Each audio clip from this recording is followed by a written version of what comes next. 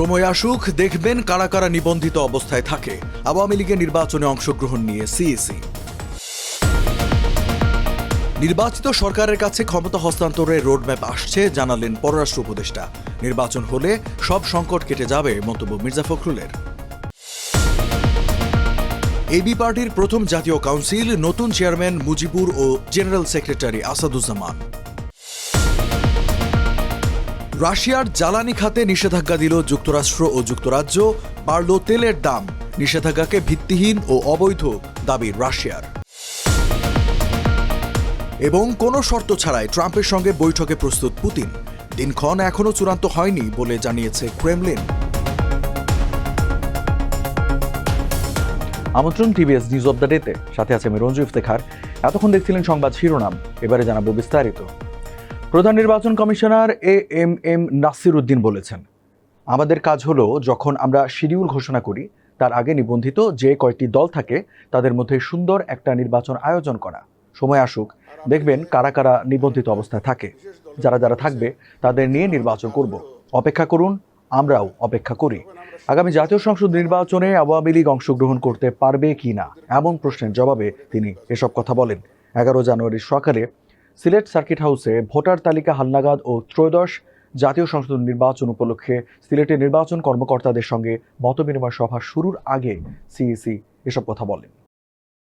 যত দ্রুত সম্ভব নির্বাচিত সরকারের কাছে ক্ষমতা হস্তান্তরে সরকার কাজ করছে বলে জানিয়েছেন পররাষ্ট্র উপদেষ্টা মোহাম্মদ তৌহিদ হোসেন। 11 জানুয়ারি রাজধানীর একটি হোটেলে ব্র্যান্ডিং বাংলাদেশ শীর্ষক অনুষ্ঠানে তিনি এই কথা বলেন। তৌহিদ হোসেন বলেন, রাজনৈতিক পরিস্থিতি নিয়ে একটা অনিশ্চয়তা চলে আসছে। শিগগিরই একটা রোডম্যাপ আসবে। যত দ্রুত সম্ভব নির্বাচিত সরকারের কাছে ক্ষমতা হস্তান্তরে সরকার কাজ করছে। অপর এক অনুষ্ঠানে নির্বাচন হলে দেশের সব সংকট কেটে যাবে বলে মন্তব্য করেছেন বিএনপির মহাসচিব মির্জা ফখরুল ইসলাম আলমগীর। তিনি বলেন, আমরা অন্তর্বর্তী সরকারেই সমর্থন করছি, তবে দেশের অর্থনীতির অবস্থা ভালো না, রাজনৈতিক অবস্থাও ভঙ্গুর। আমরা সংস্কার চাই না, এটা ভুল। আমরা সংস্কারও চাই, দ্রুত নির্বাচনও চাই, কারণ নির্বাচন হলে সব সংকট কেটে যাবে। 11 জানুয়ারি রাজধানীর সোহরাওয়ার্দী উদ্যানে এবি পার্টির জাতীয় কাউন্সিলে প্রধান অতিথির বক্তব্যে ফখরুল এসব কথা বলেন। আমার বাংলাদেশ এবি পার্টির প্রথম জাতীয় কাউন্সিল অনুষ্ঠিত হয়েছে। এতে বিপুল ভোটের ব্যবধানে দলের চেয়ারম্যান নির্বাচিত হয়েছেন মুজিবুর রহমান ভূঁইয়া মঞ্জু। জেনারেল সেক্রেটারি পদে বিনা প্রতিদ্বন্দ্বিতায় নির্বাচিত হয়েছেন আইনজীবী আসাদুজ্জামান ফুয়াদ। এই দুজন আগামী 3 বছর দায়িত্ব পালন করবেন। 11 জানুয়ারি দুপুরে রাজধানীর সোহরাওয়ার্দী উদ্যানে এবি পার্টির প্রথম জাতীয় কাউন্সিল অনুষ্ঠানে নির্বাচনের ফলাফল ঘোষণা করে দলটির অভ্যন্তরীণ নির্বাচন কমিশন। এর আগে 10 জানুয়ারি সকাল 9টা থেকে রাত 9টা পর্যন্ত সোহরাওয়ার্দী উদ্যানে এবি পার্টির চেয়ারম্যান পদে ভোট অনুষ্ঠিত হয়। সারা দেশের কাউন্সিলররা সেখানে ভোট দেন। প্রবাসী অসুস্থ কাউন্সিলররা ভোট দেন অনলাইনে। এবি পার্টির চেয়ারম্যান পদে 3 জন প্রতিদ্বন্দ্বিতা করেন। তারা হলেন দলের প্রতিষ্ঠাতা আহ্বায়ক এএফএম সোলাইমান চৌধুরী, প্রতিষ্ঠাতা সদস্য সচিব মুজিবুর রহমান ভূঁইয়া মঞ্জু ও যুগ্ম আহ্বায়ক কর্নেল অবসরপ্রাপ্ত দিদারুল আলম। এতে মোট 2806 জন ভোটারের মধ্যে ভোট দেন 1689 জন। এর মধ্যে 45টি ভোট বাতিল হয়। রাশিয়ার জ্বালানি খাতে নিষেধাজ্ঞা জারির ঘোষণা দিয়েছে যুক্তরাষ্ট্র ও যুক্তরাজ্য।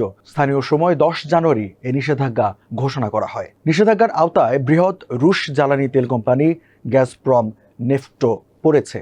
মার্কিন president Joe Biden White House থেকে বিদায় নেওয়ার মাত্র কয়েকদিন আগে এলো এমন ঘোষণা। যুক্তরাষ্ট্রের ট্রেজারি বিভাগ বলেছে, জ্বালানি খাত থেকে রাশিয়ার আয় কমানোর G7 এর প্রতিশ্রুতি রক্ষায় দেশটির 180টির বেশি জাহাজের পাশাপাশি জ্বালানি তেল কোম্পানি গ্যাজপ্রম নেফট ও সারগাট নেফট গ্যাসের ওপর এই নিষেধাজ্ঞা দেওয়া হয়েছে।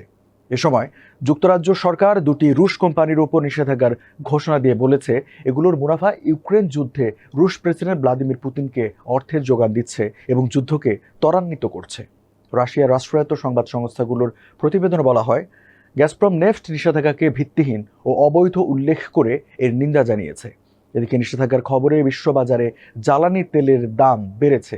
যুক্তরাষ্ট্রের স্থানীয় সময় 10 জানুয়ারি বিকেল 4:45 ব্রেন্ট ক্রুড তেলের দাম বেড়েছে ব্যারেল প্রতি 3.6%। এর কারণে প্রতি ব্যারেলের মূল্য দাঁড়িয়েছে $79.68। রাশিয়ার প্রেসিডেন্ট ভ্লাদিমির পুতিন কোনো ধরনের শর্ত ছাড়াই যুক্তরাষ্ট্রের নবনির্বাচিত প্রেসিডেন্ট ডোনাল্ড ট্রাম্পের সঙ্গে সরাসরি আলোচনায় প্রস্তুত। তবে এই বিষয়ে নির্দিষ্ট কোনো তারিখ এখনও চূড়ান্ত হয়নি বলে জানিয়েছেন ক্রেমলিনের মুখপাত্র দিমিত্রি পেসকভ। এর আগে ট্রাম্প ঘোষণা করেছিলেন পুতিনের সঙ্গে একটি বৈঠকের আয়োজন করা হচ্ছে এবং একই বৈঠক সম্ভবত 20 জানুয়ারি তিনি আনুষ্ঠানিকভাবে দায়িত্ব গ্রহণের পর অনুষ্ঠিত হবে।